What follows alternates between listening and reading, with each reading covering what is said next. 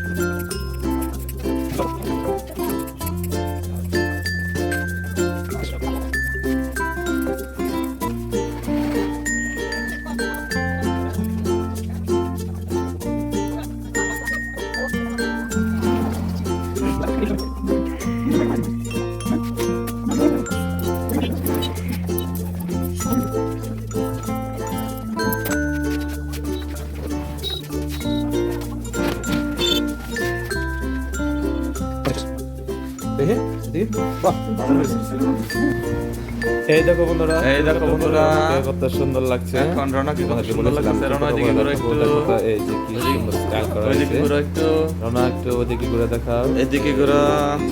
এই এই দেখো রওনাকে কত সুন্দর করে চুল কাটতে দেওয়া হয়েছে।